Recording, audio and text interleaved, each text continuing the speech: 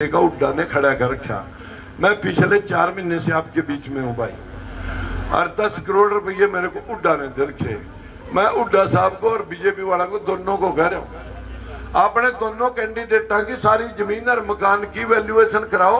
अगर एक दिन में पे ना करी राजकुमार सैनी ने तो लड़त कहियो जो लोग मेरे पास आरोप लगा रहे हैं।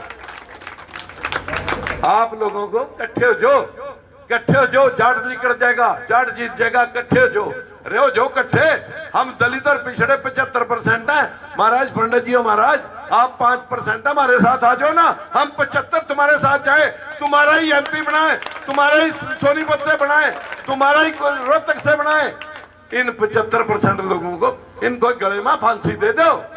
लेकिन ये भी कौन सा कम है, ये भी अपनी वोट की एक बोतल 10,000 रुपए के नोट के गाहक हो रहे। कौन करे भाई थारी रखे तो तुमने मोदी भी लाए जो 80-80 करोड़ रुपए लेगा, लोग भगा दिए। रखा एक राजकुमार सैनी को भी रखा, देख लिया। सत्ता छोड़ने, सत्ता मेरा बिजनेस नहीं है। अगर आपने कभी साबू ग्रुप ऑफ इंडस्ट्री में जाना, आइयो आप पौंटा साहब कालेआम छत्तीसगढ़, मैं आपको दिखा दूंगा। 10,000 बच्चे वहां रोजी रोटी कमाते हैं, वहां से पैसे लेकर तुम्हारी लड़ाई लड़ रहा हूं। लेकिन कान पकड़ने की पोजीशन आ गई 68 साल में। 68 साल में कितने साल और चिखूंगा। ये समाज अगर जगेगा नहीं, बाबा साहब ने कहा था कि भाई चोरों की सदी है 20वीं, 21वीं सदी में गरीब तबका जगेगा। क्यों जगेगा? ये प्रोग्राम लाइव चल रहा है, इसको कम से कम 3-3 लाख लोग हर रोज देखते हैं। मेरी आवाज आज बिहार में चुनाव लड़ रही पार्टी, जबकि मैं नहीं गया। यूपी में चुनाव लड़ रही पार्टी, राजस्थान में लड़ रही, ये बाई इलेक्शन 4-4 जगह में लड़ रही। मैं ये बात आपको इसलिए कह रहा, ये एक विचारधारा है बाबा साहब की, जिसने आपको वोट दी थी। महात्मा ज्योतिबा फूले ने आपको शिक्षा दी थी, उस शिक्षा के माध्यम से आपको कुछ इल्म होया था। नहीं तो छुआछूत क्या थी। अगर हमने किसी उच्च वर्ग को पानी पिला दिया तो जहर चढ़ गया, अगर हमारी बहन बेटी टकर गई तो उसकी खलड़ी भी खा गए, फिर जहर नहीं चढ़ा ना, फिर बीठे नहीं कोई छुआछूत आई। देश के अंदर जितना भेदभाव फैल गया, जितना देश पीछे रह गया, मैं अपने देश के नेताओं के पर चिंता तो कम करता हूं। अपने देश के जिन लोगों को बाबा साहब ने वोट दी थी, इनकी चिंता मुझे इसलिए ज्यादा है कि इन्होंने अपनी वोट का इस्तेमाल नहीं किया। इन लोगों ने तो इस वोट को गद्दड़ सिंगी और गद्दड़ पर्ची समझ रखा। पता नहीं 3-3 घंटे लाइन में खड़े होगा कि वास्ता वोट पावा। 3 महीने पहले तो यहाँ बापू और बेटे को हरियाणा जलाने के बदले में उड्डा को भी और उसके दीपिंदर को भी, बेटे साहब जाते को तुम दोनों ठोक देते हैं, उसका प्रतिशोध लेते हैं। और 3 महीने बाद यहाँ उड्डा को उसके कैंडिडेट को जो फिर जितवाते हैं। क्या है ये तमाशा? एक बात बताओ मेरे को, मेरे भाइयों, बैठ जाओ। एक बात बताओ, अगर आपको कोई एक बारी ठग ले तो दोबारा आप इतबार करेंगे, पर जब कर भी लेंगे तो दोबारा अगर ठग लेगा तो तीसरे बारी तो बिल्कुल तबार नहीं करेंगे। लेकिन तुमने तो 4-4 बार इन पार्टियों के ऊपर सरकार बनाएगा तबार कर लिया। कभी तुम जाते हो वहां से जुतियां खाएगा कांग्रेस में, कभी बीजेपी में, कभी चौटाले में। कब तक फिरोगे? एक बार अपना घर भी बना लो। ये मैंने लोकतंत्र सुरक्षा पार्टी के ऑटो रिक्शा के निशान के ऊपर आप उनके बटन दबा दो। मैं आपसे हाथ जोड़ के विनती कर रहा हूं, बटन तुम दबा दियो। मैं यहां वोटा नहीं मांग रहा, मैं मांग रहा हूं आपकी मदद। अगर आप सुन लो, अगर आप अच्छा डिसीजन लेंगे या सीट जितवा देंगे, मैं 2024 में आपको सरकार बना के दिखाऊंगा। फिर बताऊंगा इन किसानों को क्या देना, इन मजदूरों को कैसे सेटल करना, इन बहन बेटियों की इज्जत की रक्षा कैसे करनी है। मैं आपको ये सारा काम अगर एक जगह से करवा के दिखा दूं तो जितने जूते मार मार कर देश से इन चोरों को लोग भगा देंगे। कहीं एक जगह से तो सिस्टम आना चाहिए। 70 साल में तुम्हारी भाषण तो सुने, अरे तुम्हारे लिए सत्ता छोड़ने वाला एक भी आदमी नहीं आया जिसने 3-3 बार छोड़ दियो। एक आदमी बता दो तुम्हारे।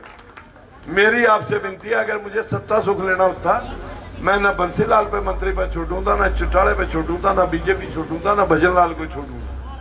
सत्ता सुख मेरा मकसद नहीं है। जिन लोगों ने गले कटवाए इस देश को आजाद कराने के लिए, ये आज दूसरी आजादी की लड़ाई है, आर्थिक आजादी की लड़ाई।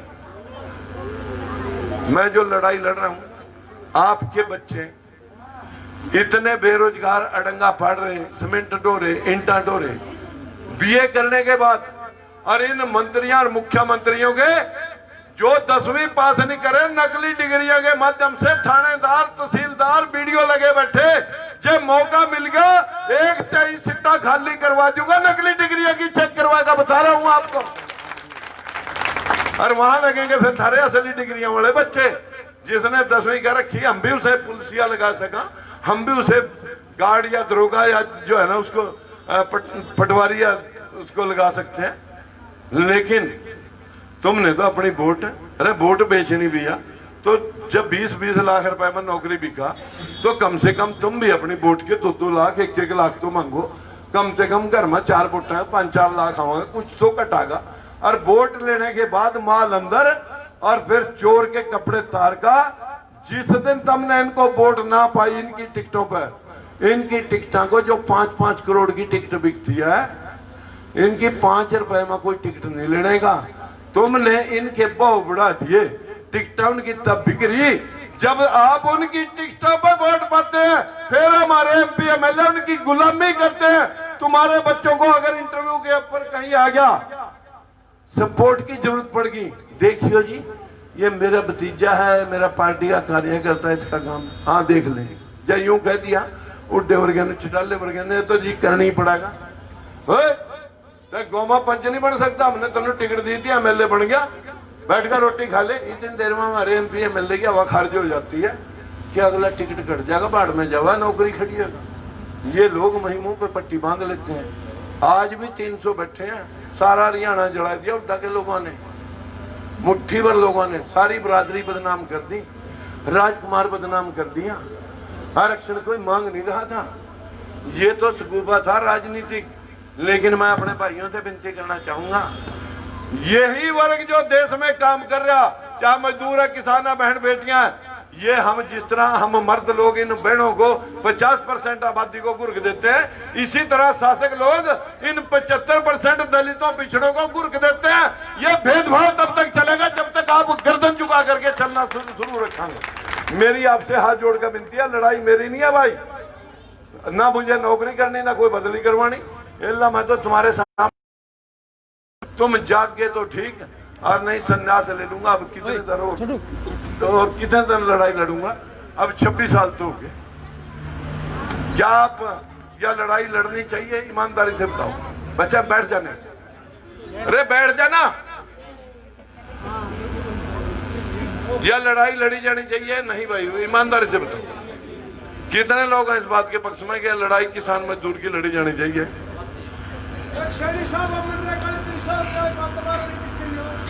300 रुपये मनरेगा में खरबों रुपया इस देश के अंदर बंट रहा।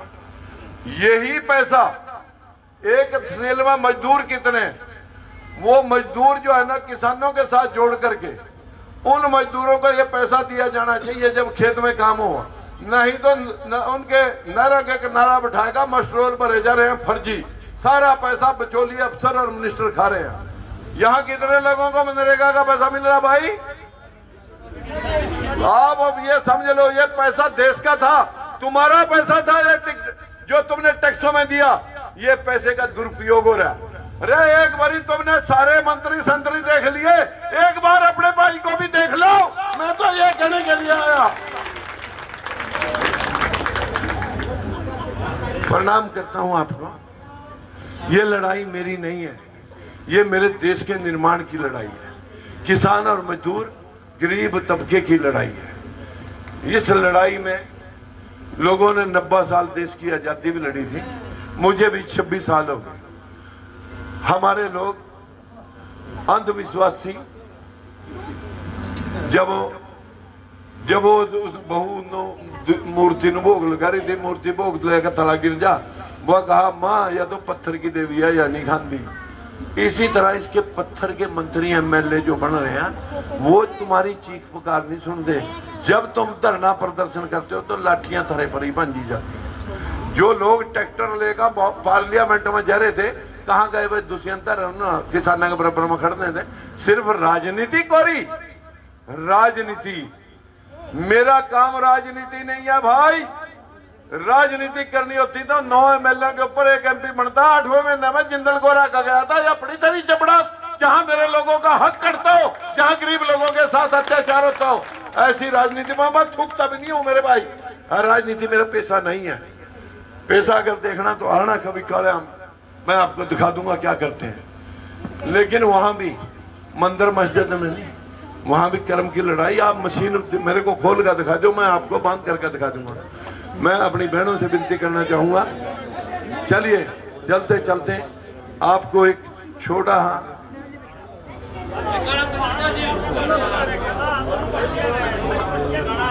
हाँ